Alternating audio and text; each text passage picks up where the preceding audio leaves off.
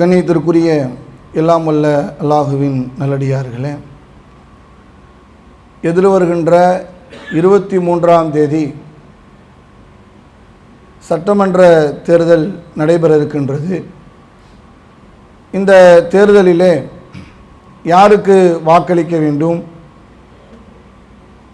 நமது ஓட்டுரிமையை யாருக்கு செலுத்த வேண்டும் என்ற ஒரு மனநிலையில் பரபரப்பான தேர்தல் பிரச்சாரங்களும் நடந்து கொண்டிருக்கிற ஒரு சூழலில் நாம் இருந்து கொண்டிருக்கிறோம். பொதுவாக தேர்தல் காலங்களிலே வாக்குரிமை என்பது நமது ஜனநாயக உரிமை, நமக்கான ஜனநாயக நாட்டில் வழங்கப்பட்டிருக்கிற ஒரு உரிமை.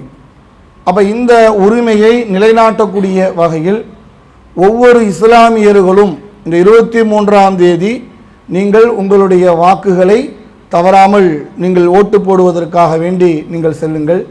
பல பகுதிகளில் பெண்கள் நாம் ஏன் வாக்களிக்கணும், நாம் ஓட்டு போடுறதுனால நமக்கு என்ன கிடைக்குது, நாம் ஏன் ஓட்டு போடணும் என்ற ஒரு விழிப்புணர்வு இல்லாத பல பகுதிகளில் இருப்பதை பார்க்க முடிகின்றது.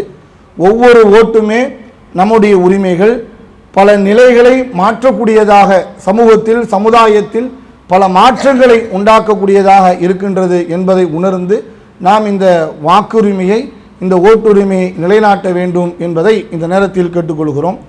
இரண்டாவதாக, யாருக்கு வாக்களிக்க வேண்டும் என்று நாம் யாரையும் தீர்மானமாக சொல்லிட முடியாது.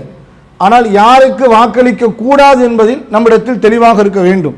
இன்றைக்கு ஜனநாயக நாட்டிலே இஸ்லாமியருடைய உரிமைகள் எப்படியெல்லாம் மறுக்கப்படுகின்றது. வழிபாட்டு தலங்களில், நம்முடைய தனி மனிதனுடைய உரிமைகளில் மாட்டிறைச்சியை கொண்டு சென்றால் கொல்லக்கூடியதை பார்க்கிறோம். பாங்கோசைகள், வெளியிலே ஓசைகள் வெளிப்படுகிற பொழுது அதற்கு தடைகள் என்று பல மாநிலங்களிலே சொல்லப்படுவதை நாம் பார்க்க முடிகிறது. அப்போ இஸ்லாமியருடைய வழிபாட்டு உரிமைகள்லையும் தனி மனித உரிமைகள்லையும் இஸ்லாமியர்களுக்கென்று பல ஒடுக்குமுறைகளையும் அடக்குமுறைகளையும் உண்டாக்கக்கூடிய ஒரு ஆட்சி எந்த காலத்தில் உருவானாலும் அது நமக்கு மிகப்பெரிய ஒரு பாதிப்பை உண்டாக்கிவிடும். அதற்கு ஏற்ப அதற்கு கூட்டணியாக இருக்கக்கூடிய எந்த ஒரு ஆட்சி அதிகாரத்திற்கும் நம்முடைய வாக்குரிமை செலுத்தாத வகையில் இந்த ஓட்டை நீங்கள் நிலைநாட்ட வேண்டும். அதே போன்று இந்த அரசியல் காலங்களில் பல தலைவர்கள், பல நபர்கள் வெளியே வருவாங்க, எங்களுக்கு ஓட்டு போடுங்க, உங்கள் சமுதாயத்துக்கு நாங்கள் முன்னேற்றுகிறோம் என்று பலர்கள் ஒவ்வொரு காலகட்டத்திலையும் வெளியே வருவாங்க. அதில் சில சினிமா நடிகர்கள் எல்லாம் ஒவ்வொரு காலகட்டத்திலும் வெளியே வருவார்கள். அப்போ இதில் ரொம்ப இளைஞர்கள், இஸ்லாமிய இளைஞர்கள், இஸ்லாமிய பெண்கள், இஸ்லாம் இள வயதுடைய பெண்கள் ரொம்ப விழிப்புணர்வோடு இருக்க வேண்டும். சினிமாவில் பார்ப்பதெல்லாம் நிஜத்தில் வந்துருமா, ஸ்கிரீனில் பார்க்கறதெல்லாம் ரியலில் கொண்டு வந்துருவாங்களா, ரியலில் கொண்டு வர முடியாது. அப்போ வெறும் படத்தில் பார்க்கப்படுவது படத்திற்கு காட்சி தான்.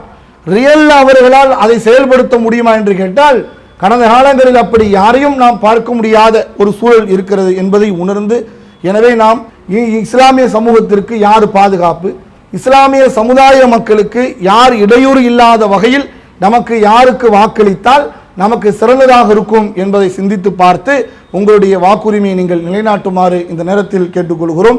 அதே போன்று தேர்தல் ஆணையமும் இந்த கடுமையான வெயில் காலமாக இருக்குது. அப்போ ஓட்டு போடக்கூடிய மக்கள் நீண்ட வரிசையில் நின்று ஓட்டு போடுவதற்காக வேண்டி நிற்பார்கள்.